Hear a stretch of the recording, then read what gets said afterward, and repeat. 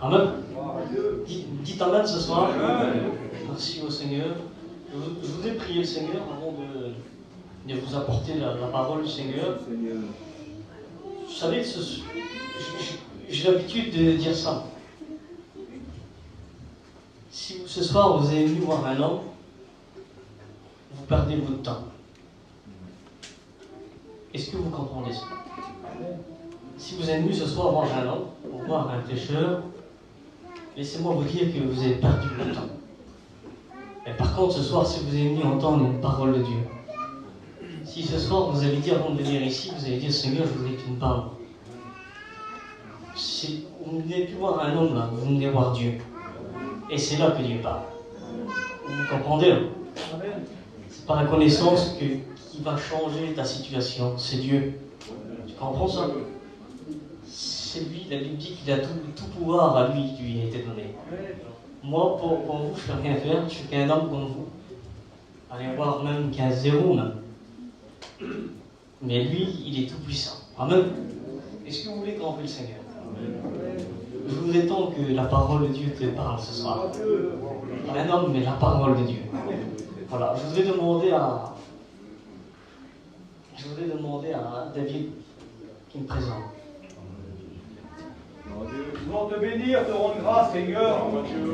Ta parole que sans toi ne peut rien faire. Ils ne vont rien faire sans toi, Seigneur. Je m'avoue ton serviteur qui est là. Je te présente, Seigneur, dès que ça vient à part. Après les mots que tu as mis sur son cœur, Seigneur, que ta parole puisse toucher les cœurs. Que ta parole puisse remplir les rétrogrades. Puis bénir ceux qui est loin à ramener, Seigneur. Relever ceux qui sont découragés, attristés. Guérir ceux qui ont besoin de guérir, ce soir, Seigneur. Sauver ceux qui ont perdu ce soir. Et ton serviteur, et ton serviteur ce soir. Que ta parole nous donne du bien, parce que tu es dans ce lieu, parce que tu es là, c'est vrai, Seigneur. Toute ta valeur est là ce soir, Jésus. Merci pour tout, à toi la gloire, Dieu. Amen. Amen. Bravo, Seigneur. Voilà, est-ce que vous m'accordez ce soir quelques minutes? Amen. Alors, j'ai préparé ce message parce que de ce soir que je prêche, d'après quelque chose que j'ai vu ici dimanche. J'étais assis ici, je jouais un petit peu de guitare et puis je ne comprends pas pour quelle raison que... Enfin, si je comprends, le Seigneur, il est tout puissant quand même. C'est passé un fait dimanche, et puis le Seigneur voudrait que je vous parle là-dessus. Je le laisse faire à lui, non? Hein, c'est bien. Amen. On laisse faire Dieu ce soir. On laisse Dieu prendre toute la réunion. Amen. Alors ce soir, j'ai pas mis de thème au message. J'ai l'habitude d'en mettre des thèmes, vous avez vu les faire. J'ai pas mis de thème ce soir. Je voudrais vous prêcher sur un mot qui a venu bénir mon cœur. Et ce soir, si je prêche sur ce mot-là, parce que peut-être que ça te concerne. Vous savez, peut-être que ça concerne une personne dans l'assemblée. Et je voudrais vous le prêcher. Amen. On lit ensemble, les frères, dans un passage de la parole du Seigneur, dans Proverbe 12 et chapitre 25. Vous le connaissez, non? Écoutez voir, on lit ensemble. Pour introduire, c'est ce texte. Il est dit que l'inquiétude dans le cœur de l'homme l'abat. Je voudrais vous prêcher ce soir sur ce mot inquiétude. C'est qu'est-ce qu'on vit à peu près aujourd'hui. On vit dans un monde d'inquiétude. On vit dans un monde où les gens sont inquiets. Est-ce que vous êtes d'accord? Vous avez vu, lorsqu'on se lève le matin de bonne heure, et puis lorsqu'on allume les informations, la première chose qu'on regarde, c'est des misères. Est-ce que vous êtes d'accord? Et puis ça crée de l'inquiétude dans le cœur de l'homme, dans le cœur de la femme, dans le cœur du jeune garçon, dans le cœur de la jeune fille. Et puis ça crée de l'inquiétude. Et puis ce soir, le message, je voudrais vous parler de l'inquiétude. Mais écoutez-moi, j'ai pris plusieurs versions de Bible différentes. Là, la version Louis II ici a dit ça. A dit l'inquiétude dans le cœur de l'homme là-bas. Le texte littéral, écoutez-moi, qu'est-ce qu'il dit? Il dit que l'inquiétude dans le cœur de l'homme le rabaisse. Vous avez vu le mot? On les rabaissé. On a un mot, on est par terre, quoi. L'inquiétude dans le cœur de l'homme, il parle que l'inquiétude qu'elle est dans le cœur.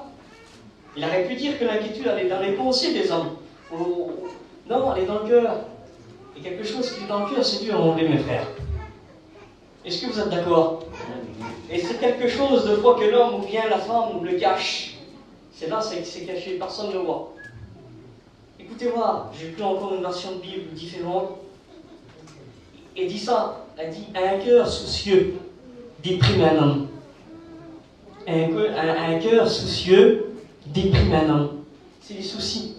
Les soucis dépriment, on les déprimés, on ne sait plus comment faire. Écoutez voir, j'ai pris encore plein de notions, toujours sur le même texte. Je voudrais vous prêcher un peu sur les points. Là. On va prendre les points ensemble et puis on va expliquer d'abord là. Merci à Dieu. Là, la narration de la Bible a dit ça. Écoutez voir, je ne sais pas si vous êtes comme ça, ce soir peut-être une personne. Il dit ça, il dit la tristesse dans le cœur de quelqu'un l'oppresse. C'est vrai ça. Est-ce que c'est possible? La version de Bible elle est un peu particulière. Il dit ça. Il dit la tristesse dans le cœur de quelqu'un l'oppresse. Est-ce que la tristesse peut être dans le cœur? Est-ce qu'on peut cacher la tristesse dans le cœur? Écoutez voir mes frères. Peut-être que tu es rentré ici ce soir, peut-être que tu ne l'as pas fait voir à personne.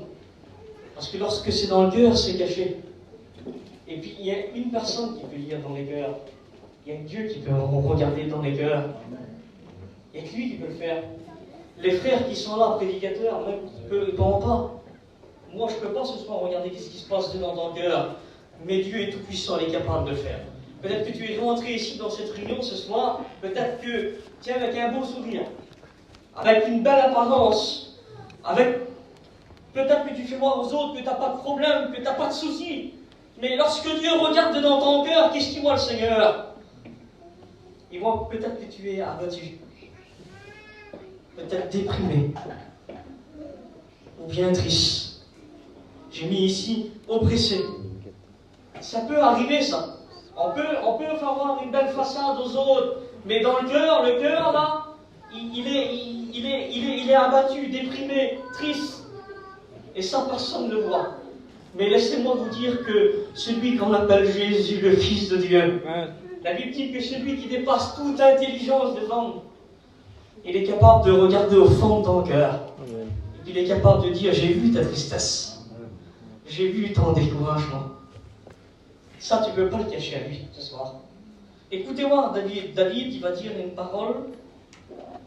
Lorsque je disais la parole du Seigneur, et lorsque je voyais ça, je dis Seigneur, c'est pas possible. C'est pas possible de marcher comme ça. On ne peut pas marcher comme ça. Je ne sais pas si vous êtes d'accord, vous, mais moi, je ne pourrais pas marcher comme ça. Écoutez voir qu'est-ce qu'il va dire. Dans Psaume 38, et on lit le chapitre 6. Écoutez voir, les frères. J'en suis sûr et certain qu'il y en a comme ça ce soir. Si la parole de Dieu qu'elle est annoncée, c'est pour ici, c'est pas pour dehors, vous avez compris. C'est parce que peut-être qu'il y a une personne qui marche comme ça. Et je ne sais pas c'est qui, mais Dieu te connaît ce soir. David va dire ces paroles, va dire « Je suis courbé ». Imaginez-vous les mots qu'il va employer pour faire voir la détresse qu'il a. Il va dire « Je suis courbé ». Peut-être que tu as rentré ici dans ce lieu ce soir, personne ne t'a vu, personne ne te voit. Mais qu'est-ce qui peut courber un homme ou une femme? À part qu'un fardeau qui est sur ses épaules. Il n'y a rien d'autre, mes frères et sœurs. Peut-être que tu es rentré ici ce soir avec un fardeau qui pèse lourd sur toi. Un souci qui pèse très lourd. Et puis vous savez, lorsqu'on rentre ici, là, puis qu'on a un fardeau, on est courbé. Vous voyez, on regarde par terre, on ne peut plus s'élever. On n'a plus le courage. Et puis David, il dit, je suis courbé. Il veut dire, abattu au dernier point. Imaginez-vous. C'est dur les paroles qu'il va dire. Imaginez-vous, je suis abattu au dernier point. Je pense qu'on ne peut pas faire plus, c'est l'extrême. Et écoutez voir, il dit tous les jours. C'était pas 1 heure, c'était pas 2 heures, 3 heures, ou une semaine, ou un an. Il dit tous les jours. Tous les jours. Je marche dans la tristesse. Est-ce qu'on peut vivre comme ça? Est-ce qu'on peut vivre avec... Est-ce qu'on peut vivre bien qu'on est droit, et puis spirituellement on est courbé? Est-ce qu'on pourrait vivre, les autres ils nous voient qu'on est heureux, mais au fond de nous on est abattu au dernier point? Est-ce qu'on fait toujours rigoler les autres? On a un visage qui paraît être joyeux, Mais lorsque Dieu regarde dans le cœur, il voit que tous les jours tu marches dans la tristesse. Seigneur, écoutez-moi. Jésus va rentrer dans une maison. Il va t'inviter. T'inviter dans une maison. Et puis, lorsque Jésus y rentre, on ne peut rien cacher à lui. Est-ce que vous êtes d'accord? Jésus, il voit tout, il connaît tout. Il est Dieu. Amen. Dans l'évangile selon Luc 10, chapitre 41, Jésus va rentrer dans une maison et puis il va avoir un dialogue. Il va parler avec deux femmes. Puis il se passe quelque chose. Il y en a une dedans qui est un peu particulière. Et lorsqu'on lit la Bible, mes frères, elle a une bonne attitude. Parce qu'il y a Jésus qui est chez elle. Et puis elle veut lui préparer qu'est-ce qu'il y a de meilleur. C'est la logique des choses. Lorsqu'on lit la parole de Dieu, elle veut faire un beau festin pour le Fils de Dieu. Et c'est beau. Mais en faisant ça, elle va louper quelque chose. En faisant ça, en vouloir préparer trop de plus, il y a quelque chose qui va se créer en elle-même. Écoutez voir. Jésus, lorsqu'il parle avec elle, dans Luc 10, chapitre 41, le Seigneur lui répondit, Marc, tu t'inquiètes et tu t'agites pour beaucoup de choses. Vous voyez, le mot, il revient. Tu t'inquiètes et tu t'agites pour beaucoup de choses. Peut-être que ce soir, tu t'inquiètes pour beaucoup de choses, toi. Peut-être que ce soir, il y a beaucoup de choses qui te font peur. C'est à peu près ça le message que je voudrais vous apporter. On va toujours rester sur le mot inquiéter. Parce que c'est à peu près ça que Dieu voulait que je vous parle ce soir. Sur l'inquiétude. Parce qu'il y a des personnes ce soir qui sont rencontrées ici, qui n'ont pas fait voir, et puis qui ont des inquiétudes. Qui s'inquiètent. Écoutez voir, Jésus va faire une appel, la plus belle appel du monde. C'est lui qui l'a fait. Mais je voudrais lire le passage avec vous, puis essayer de comprendre une note. Amen. Amen. Amen. Je ne voudrais pas être trop long ce soir, mais vous dire qu'est-ce que Dieu a mis sur mon cœur. Avant, vous savez, je prêchais fort avant.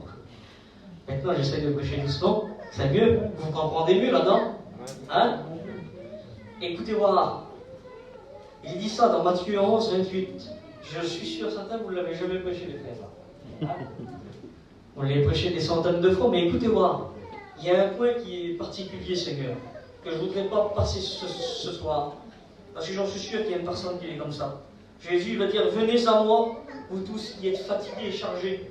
Peut-être que tu es rentré ici dans ce lieu ce soir, peut-être que la vie te fatigue. Une fatigue spirituelle. Comme le corps est fatigué, ben on dort, est-ce que vous êtes d'accord? Il faut qu'on se repose. Ça voudrait dire que l'âme, elle est fatiguée. Mais lorsqu'on est fatigué, on n'a plus la force à faire quelque chose. On devient fatigué spirituel. Et on s'assit, puis on ne veut plus rien faire. Les frères, ils nous appellent pour dire un mot, on ne veut plus, parce que c'est la fatigue spirituelle qui a pris le dessus. On voudrait chanter un chant de cantique, on ne veut plus le faire, parce qu'on est fatigué. Et le Seigneur, il dit ça. Il dit, venez à moi, vous tous qui êtes fatigués et chargés. Mais écoutez voir le texte littéral de ce qu'il dit. Il change carrément de compréhension. Il dit ça.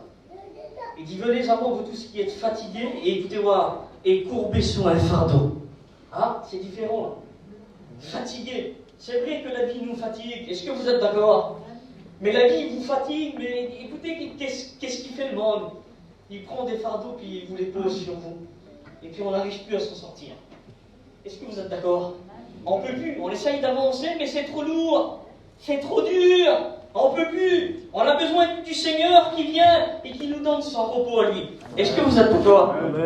Est-ce que vous voulez qu'on va voir un petit peu plus loin? Amen.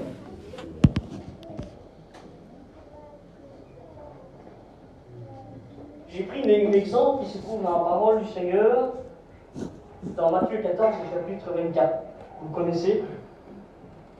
C'est les disciples qui sont dans la barque. Je voudrais essayer de vous parler ça ce soir, essayer de retirer quelques points ensemble. Amen.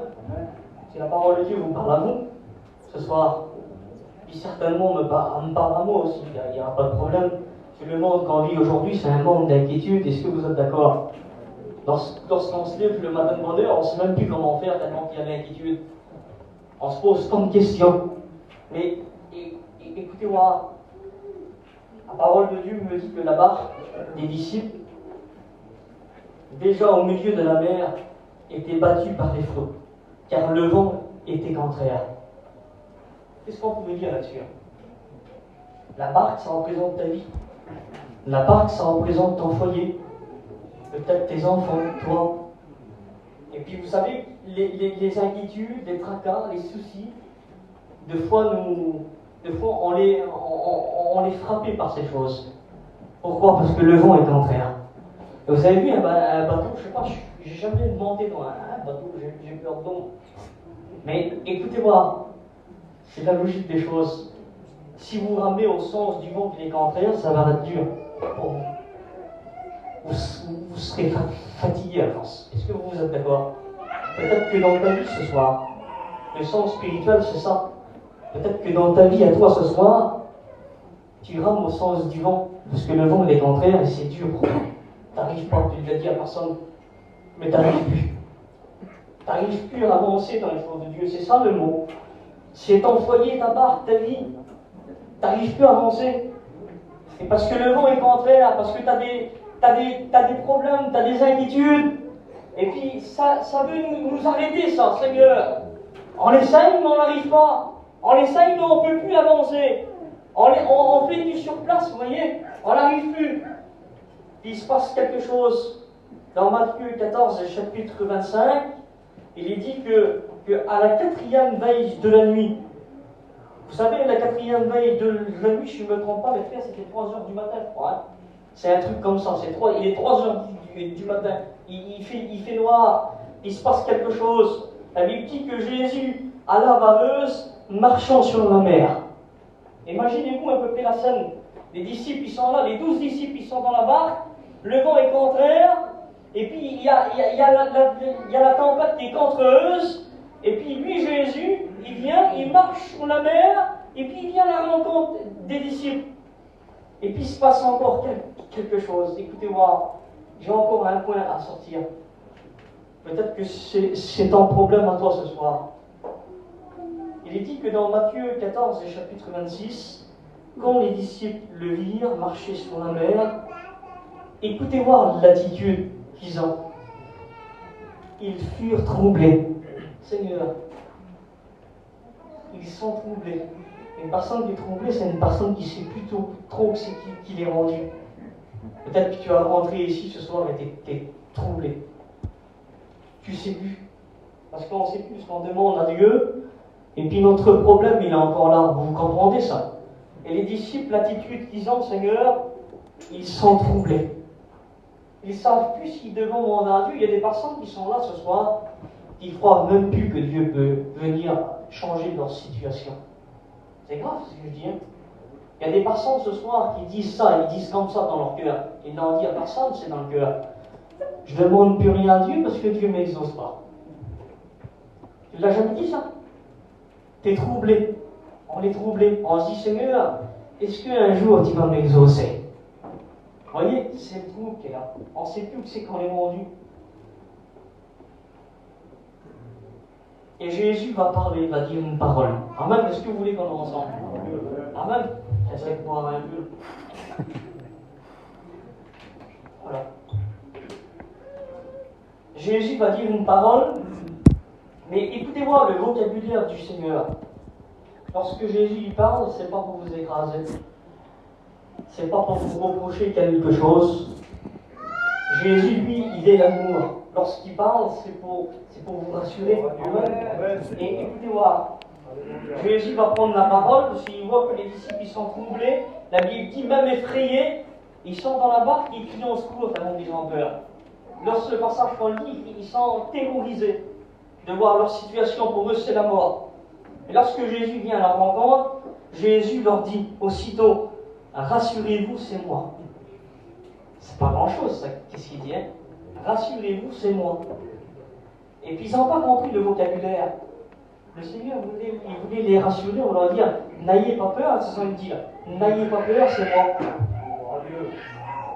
Le premier point que j'ai pris ici, c'est que Jésus voudrait te rassurer ce soir. Il voudrait te donner une assurance.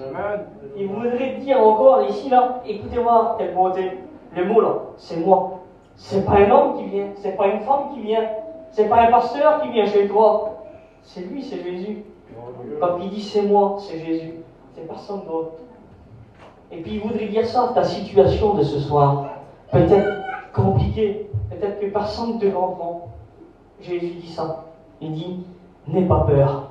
Pourquoi que Jésus dit ça? N'aie pas peur. Parce que c'est lui qui vient. Et si Jésus qui vient chez toi, est-ce que tu crois que ta situation va changer? C'est ça. Écoutez voir Pierre.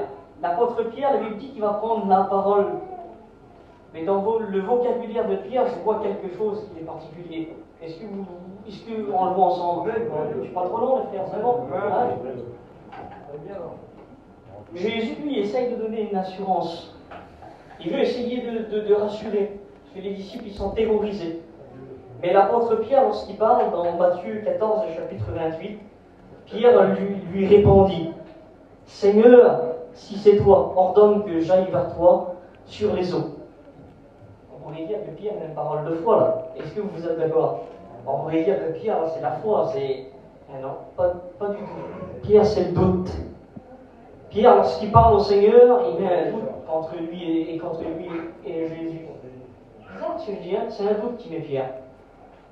Il aurait pu laisser Jésus rentrer dans la barque. Et si Jésus venait quand monter dans la barque, tout était fini. Le calme revenait. Les soucis partaient. Les inquiétudes partaient. Les frayeurs partaient. Parce que Jésus rentrait dans la barque. Mais Pierre voulant faire plus. Et puis Pierre, c'est une parole de doute qu'il a. Écoutez-moi, vous savez qui doute Pierre? Il dit, si c'est toi. En voulant dire, je ne sais pas si c'est toi. Pierre ne reconnaît plus Jésus. Pourtant, Jésus, il connaît Pierre. Mais là, Pierre ne reconnaît plus à Jésus. Peut-être que dans ta vie, quand tu dis Seigneur, est-ce que tu es capable de faire ça pour moi? Est-ce que tu es capable de changer cette situation? Peut-être que tu ne crois même plus que Jésus peut le faire. À peu près comme Pierre. Seigneur, si c'est toi, ordonne que je vienne. Et puis Jésus, dans Matthieu 14, chapitre 29, Jésus, il va dire ça. Il dit, viens. Il va appeler Pierre. Il va l'appeler. Et il dit que l'apôtre Pierre va sortir de la barque. Écoutez-moi.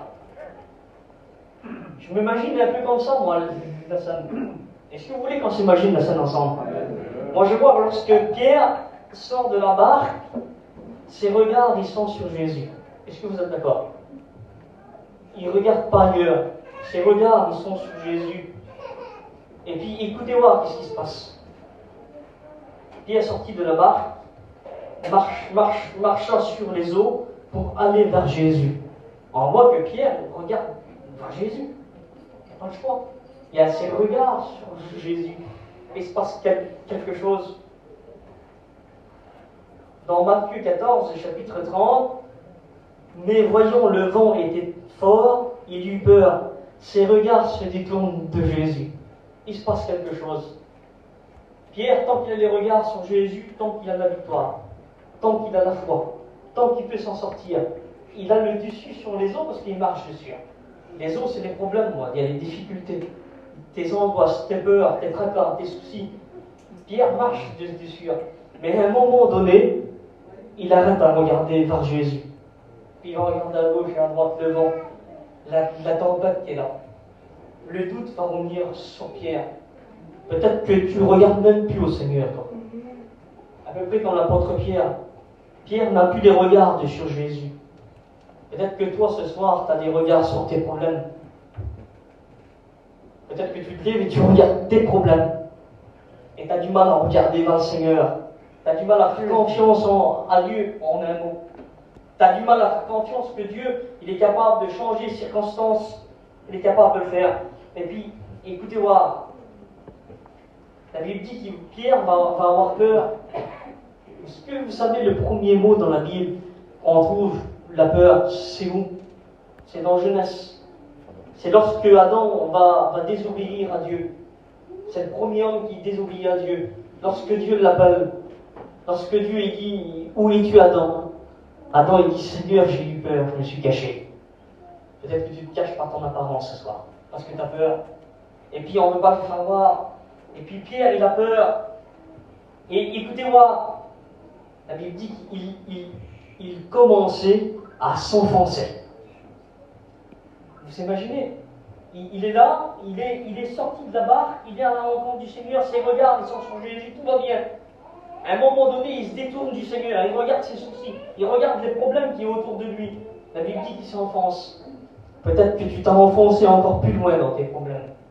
Peut-être que tu t'as enfoncé encore plus loin dans tes inquiétudes, dans ton angoisse peut-être, dans tes soucis, dans la peur. Et Pierre va faire quelque chose d'extraordinaire. Que ce soir, il faut que tu fais la même. Et écoutez voir, qu'est-ce qu'il va faire. Il cria. Il va crier, Pierre. Il ne va pas regarder aux apôtres qui sont dans la barque avec lui. Il ne va pas regarder au vent qui est contraire, ou bien qu'il est en train de mourir, qu'il est en train de s'enfoncer. La Bible dit que ses regards reviennent vers Jésus. Et puis la Bible dit qu'il cria vers Jésus. Et puis il va juste dire ça, 3 mots. 3 mots pour que le Seigneur qui vient. Il va dire, Seigneur, sauve-moi. Il ne va pas faire une prière extraordinaire. Il est en train de mourir. Il va regarder vers Jésus et il va dire, Seigneur, sauve-moi. Dans Matthieu 14, chapitre 31, et ce soir, Jésus voudrait faire ça. Aussitôt, Jésus étendit la main, il le saisit et lui dit, homme de peu de foi, pourquoi as-tu douté? Mais le point que ce soir que je voudrais vous retirer, c'est que Jésus, il vous tend la main. Amen. Amen. Jésus, il vous tend la main. Vous savez pourquoi j'ai fait le message ce soir, que j'ai parlé de la peur? J'étais assis là-bas et puis ici devant, il y avait Barclay là. Et écoutez-moi, je vous explique ça parce que ça arrive dans le message ce soir. Et puis, je sais pas, une de ces petites filles, elle est venue vers lui en paniquant. Je l'ai vue, elle était toute troublée, la petite là. Elle ne savait plus comment faire. Elle a couru directement vers lui. Elle l'a regardé dans les yeux, et puis elle a dit ça. Papou, j'ai peur. Elle a juste dit ça. Comme Pierre, Seigneur, j'ai peur, sauve-moi. Il va crier vers Jésus. Et la petite là va juste dire ça. Papou, j'ai peur. Et vous savez qu'est-ce qu'il a fait? Parfait. J'ai regardé, puis Seigneur, je suis obligé de prêcher là-dessus. Parce que ça concerne l'Église ce soir. Barclay, il va la prendre et il va la rassurer. La petite là. Il va la mettre sur ses genoux. Et puis tout de suite, la peur, la crainte, tout de suite va tout partir. La petite, je l'ai vue. Et puis Barclay m'a guetté, m'a foutu un coup d'œil. On leur dit, t'as vu comme la peur, elle est partie. Le point à retirer ce soir. Tu ne veux pas venir vers Jésus, toi, ce soir, et lui dire, Seigneur, j'ai peur. Je vis une situation particulière, Seigneur. Je ne peux plus m'en sortir. J'ai peur. Est-ce que tu ne veux pas venir dans ses bras ce soir? Il y a un cantique qui disait ça, il disait, le blottir dans ses bras, qu'elle comptait. Est-ce que tu ne voudrais pas venir t'asseoir sur ses genoux à Jésus et de lui dire, Seigneur, j'ai peur. Pourquoi, Seigneur? Parce que je vis dans un moment assez particulier, Seigneur. Ça me fait peur. Parce que je ne peux plus m'en sortir. J'arrive plus, Seigneur. Alors le Seigneur, est-ce que tu crois qu'il va te laisser dans cette position ce soir? Dans cette situation? Non. Jésus va venir vers toi et puis il va te prendre dans ses bras. Puis il va te rassurer. Amen. Amen. C'est ça le message que j'avais sur mon cœur. Et puis, écoutez-moi. J'avais encore plein de versets, mais je vais dire encore un verset ou deux, puis je m'arrête. Après, il faut en prier le Seigneur.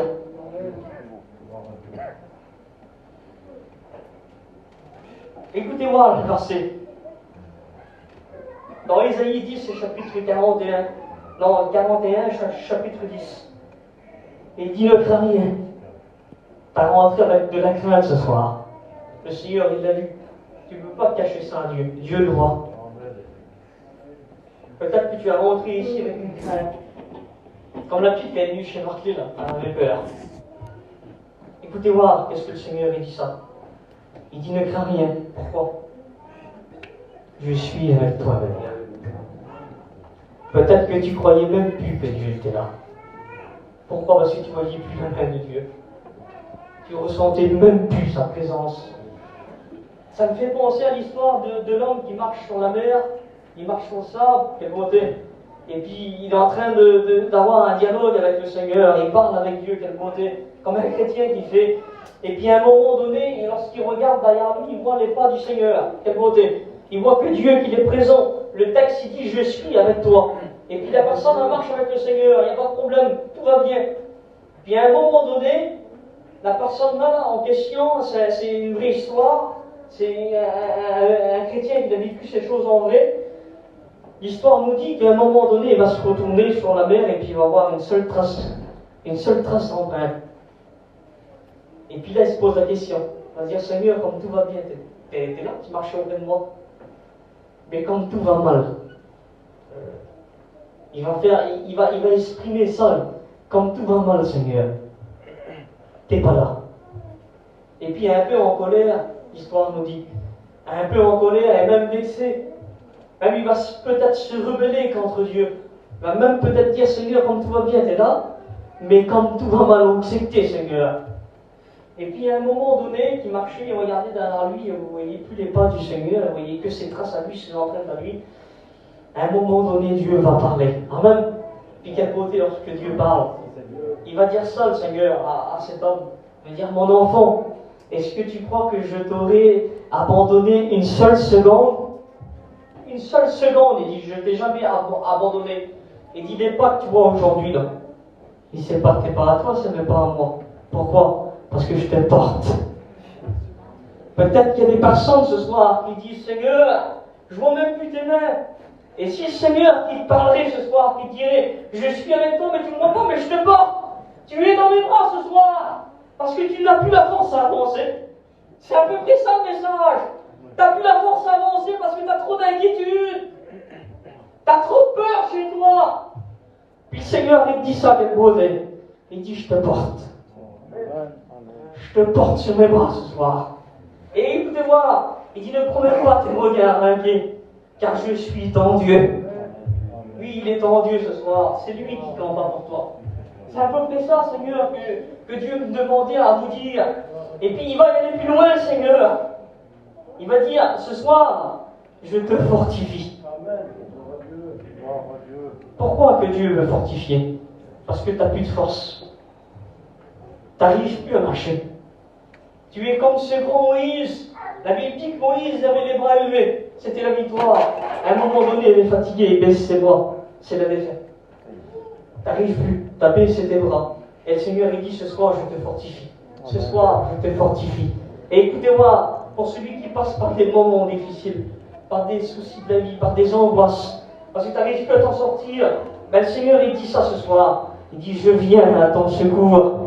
C'est ce soir que Dieu te bénit. C'est ce soir que Dieu il vient chez toi. Et écoutez-moi, quelle beauté. Il dit ça, il dit, je te soutiens. Quelle beauté. Oui, Dieu te soutient. Peut-être que tu croyais que Dieu n'était plus avec toi. Dieu il te dit ça ce soir, je te soutiens. Je viens à ton secours. Je suis là, il dit le Seigneur. Comme il a dit pour les apôtres. Il dit, c'est moi. C'est moi, n'ayez pas peur. Jésus ce soir, il te dit ça. Il dit, c'est moi, il ne faut plus que tu aies peur. Il ne faut plus que tu promènes tes regards inquiets. Parce que je viens à ton secours ce soir. Amen. Amen. Il dit, et puis bas, il dit, je te soutiens de ma droite triomphante. Quelle puissance. Amen. Écoutez-moi, je vous dis le dernier verset que a pris le Seigneur. C'est pas force de parole. Le psaume 34 et chapitre 5, il dit ça. Il dit, j'ai cherché l'Éternel et il m'a répondu. Il m'a délivré, il va dire, de tous mes frayeurs. Est-ce que tu veux que Dieu te délivre ce soir de tous tes frayeurs? Vous savez qu'est-ce que veut dire le mot frayeur? Je vous raconte ça, puis en plus le Seigneur. J'ai voulu essayer de définir le mot frayeur. Écoutez, qu'est-ce qu'il veut dire? Le mot frayeur veut dire être inquiet, être oppressé, se sentir étouffé. Ça ne vous arrive pas, ça? Vous n'avez plus la force à respirer tellement vous avez des problèmes, tellement vous avez de l'angoisse, tellement vous avez des soucis. Vous n'avez plus de force à respirer, vous n'avez plus de respiration. On se sent étouffé. Ça veut dire ça, le mot effrayé. Ça veut dire avoir un poids qui pèse très lourd. C'est dur à marcher avec un poids qui pèse lourd. Il dit ça, être angoissé, être troublé. C'est tous les points là, du mot effrayé. Et puis David, il disait, j'ai cherché l'Éternel, et il m'a répondu, il m'a délivré de tous mes frayeurs. Ce soir, il est capable de le faire. Est-ce que vous le croyez? Écoutez-moi, qu'est-ce qu'il dit Jésus? Jésus lui dit, si tu peux. Comme si que nous, on dit toujours, Jésus, il est la clé, si vous êtes d'accord avec ça. C'est vrai, Jésus est la clé pour certaines situations. Mais là, pour cette situation, c'est toi la clé. Parce qu'il dit ça, le Seigneur. Il dit, si tu peux, il parle à toi. Si tu peux, et tout est possible à celui qui croit. Jésus va dire dans Jean 11:41, si tu crois ce soir, tu verras la gloire de Dieu. Est-ce que tu crois? Est-ce que tu crois que Dieu peut faire quelque chose? Les frères ont pris le Seigneur, on en a assez dit.